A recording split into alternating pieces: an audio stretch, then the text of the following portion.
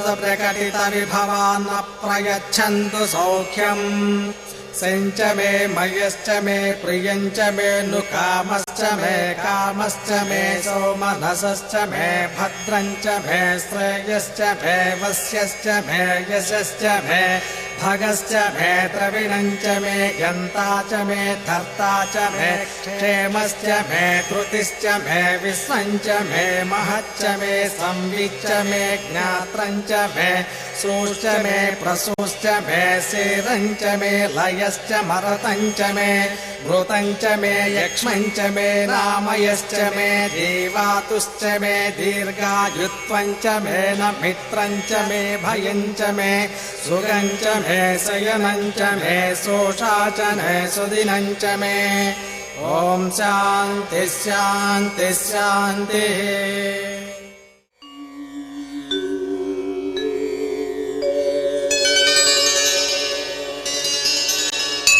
त्रिदलं त्रिगुणाकारं त्रिनेत्रं च त्रियायुधं त्रिजन्म पापसंहारम् एकबिल्वं शिवार्पणम् त्रिशाखैः बिल्वपत्रैश्च अच्छिद्रैः कोमलैः शुभैः तव पूजां करिष्यामि एकबिल्वं शिवार्पणम् कोटिकन्या महादानं तिलपर्वतकोटयः काञ्चनं शैलदानेन एकबिल्वं शिवार्पणम्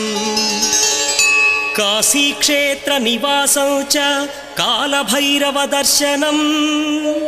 प्रयागे माधवं दृष्ट्वा एकबिल्वं शिवार्पणम् इन्दुवारे व्रतं स्थित्वा निराहारो महेश्वरा नक्तं हौष्यामि देवेश एकबिल्वं शिवार्पणम् रामलिङ्गप्रतिष्ठा च वैवाहिककृतं तथा तटाकादि च सन्तानम् एकबिल्वं शिवार्पणम् अखण्डबिल्वपत्रं च आयुतं शिवपूजनम् कृतं नाम सहस्रेण एकबिल्वं शिवार्पणम् उमया सह देवेश नन्दिवाहनमेव च भस्मलेपन सर्वाङ्गम् एकबिल्वं शिवार्पणम्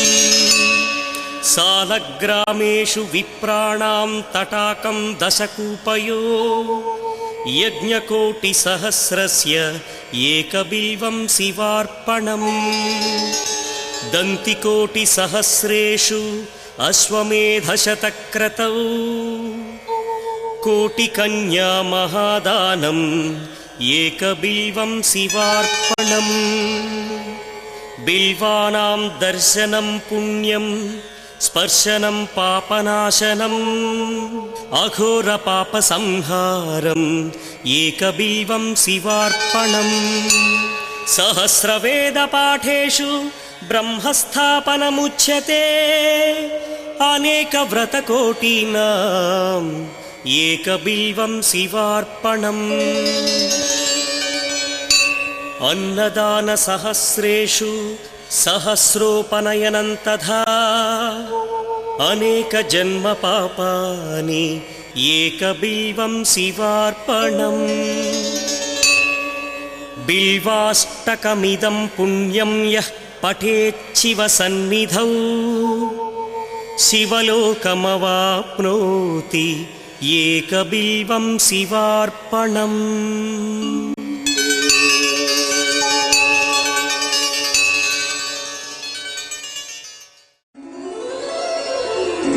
ॐ नमो भगवते रुद्राय नमस्ते रुद्रमन्यव उतोत इषवे नमः नमस्ते अस्तु धन्वने बाहुभ्यामुतते नमः यात इषः शिवतमा शिवं बभूवते धनुः शिवा शरव्यायातवतयानो रुद्रमृडय याते रुद्रशिवा तनोरघोरा पापकाशिनी तया नस्तनुवाशन्तमया गिरिशं ताभिचाकशीः यामिषुं गिरिशं प्रहस्ते बिभस्यस्तवे शिवां गिरित्रतां कुरु माहिगुंसीः पुरुषं जगत् शिवेन वचसा त्वा गिरिशाच्छावदामसि यथा नः सर्वमिज्जगदयक्ष्मगुं सुमना असत् अध्रवोचदधिभक्ता प्रथमो दैव्योऽभिषक् अहेगिश्च सर्वान् जम्भयन् सर्वाश्च यातु धान्यः असौ यस्ताम्रो अरुण उत बभ्रुः सुमङ्गलः एचेमागुं रुद्रा अभितो दिक्षुश्रिताः सहस्रशो वैशागुं हेडईमहे असौ यो वसर्पति नीलग्रीवो विलोहितः उतैनं गोपा अदृशन्नदृशन्नुदहार्यः उतैनं विश्वा भूतानि सदृष्टो मृडयातिनः नमो अस्तु नीलग्रीवाय सहस्राक्षाय मीढुषे अथो ये अस्य सत्त्वानोऽहं तेभ्यो करन्नमः प्रमुञ्च धन्वनस्त्वमुभयोरात्रियोज्याम् याश्च ते हस्त इषवः पराता भगवो वप अवतत्यधनुस्त्वगुं सहस्राक्षशते सुधे निशीर्य शल्यानां मुखा शिवो नः सुमना भव विद्यं धनुः कपर्दिनो विशल्यो बाणवागुं उत अनेशन्नस्येषव आभुरस्य निषङ्गतिः या ते हेतिर्मेढुष्टमहस्ते बभूवते धनुः तयास्मान् विश्वतस्त्वमयक्ष्मया परिभुज नमस्ते अस्त्वायुधायानातताय धृष्णवे उभाभ्यामुत ते नमो बाहुभ्यां तव धन्वने परिते धन्वनो हेतिरस्मान् वृणक्तु विश्वतः अथो य इषुधिस्तवारे अस्मन्निधेहितम् नमस्ते अस्तु भगवन् विश्वेश्वराय महादेवाय त्रयम्बकाय त्रिपुरान्तकाय त्रिकाग्निकालाय कालाग्निरुद्राय नीलकण्ठाय मृत्युञ्जयाय सर्वेश्वराय सदाशिवाय श्रीमन्महादेवाय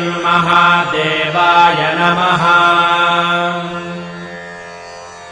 नमो हिरण्यबाहवे सेनान्ये दिशां च पतये नमो नमो वृक्षेभ्यो हरिकेशेभ्यः पशूनां पतये नमो नमः सस्पिञ्जराय द्विषीमते पथीनां पतये नमो नमो बभ्रुषाय विव्याधिनेन्नानां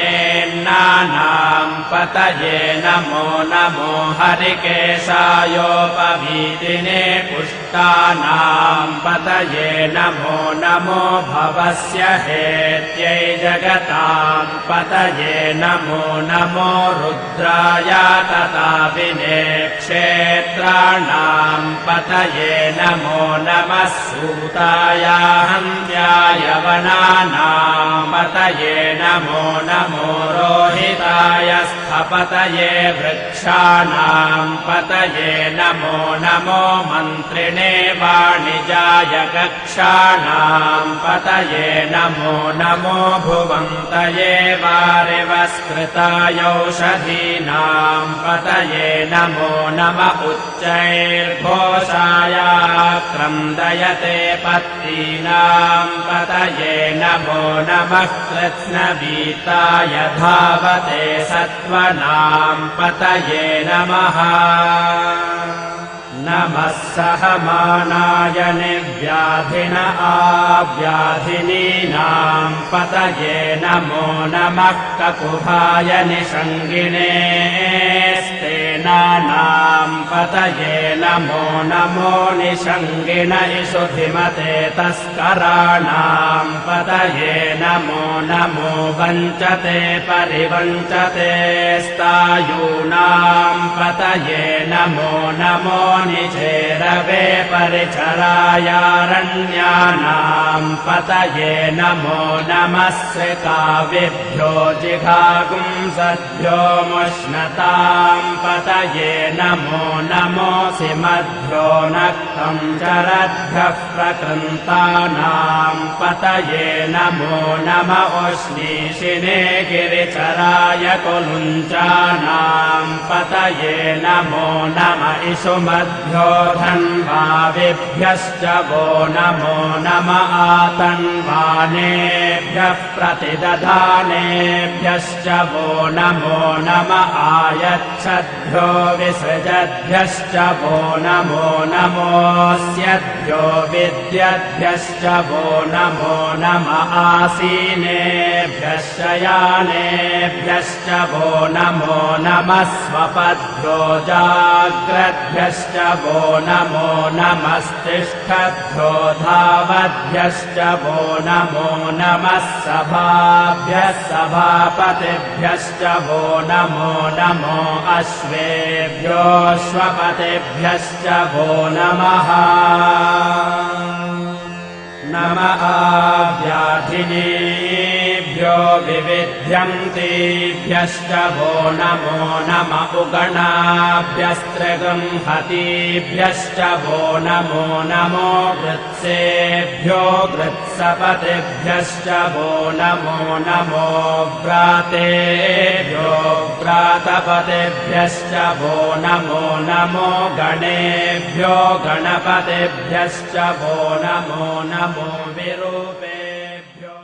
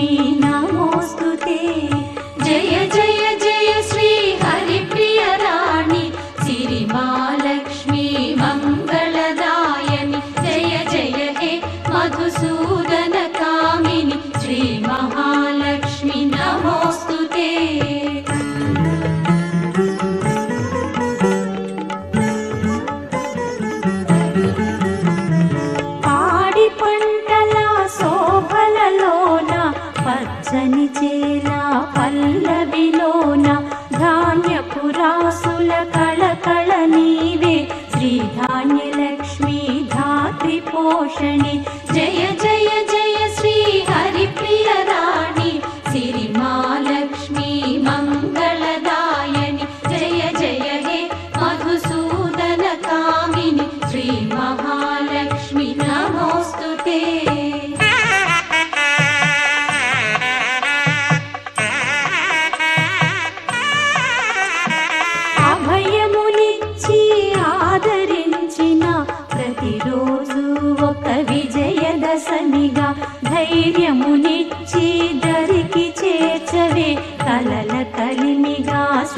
धैर्यलक्ष्मी जय जय जय श्री हरिप्रिय राणि सिरिमालक्ष्मी मङ्गलदायिनि जय जय हे मधुसूदन कामिनि श्री महालक्ष्मी नमोस्तुते।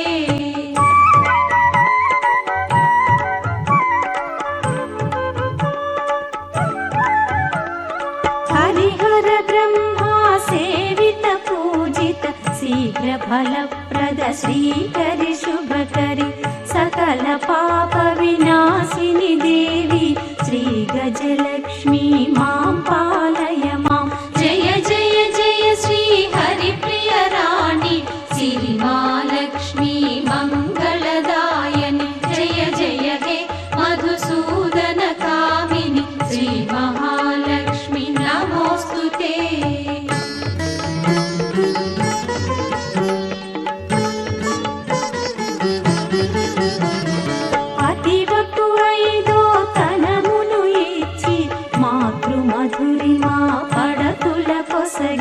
హైందవ సంస్కృతి ఉన్నతికారిణి సంతానలక్ష్మి తాప నివారిణి జయ జయ జయ శ్రీ హరిప్రియ రాణి సిరిమాలక్ష్మి మంగళదాయని జయ జయ హే మధుసూదన కామిని శ్రీ మహాలక్ష్మి నమోస్తుతే।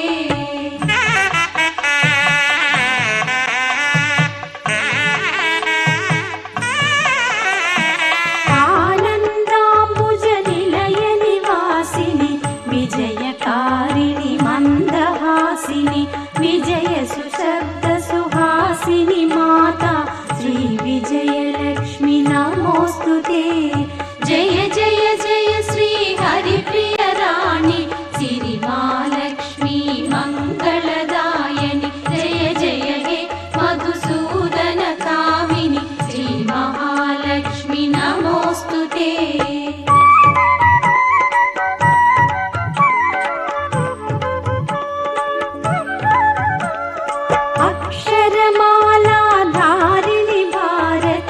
वर्णमालालङ्कृतवाणि सङ्गीताम्बुधिरसमय राणि विद्यालक्ष्मी श्रीवाग्वाणि।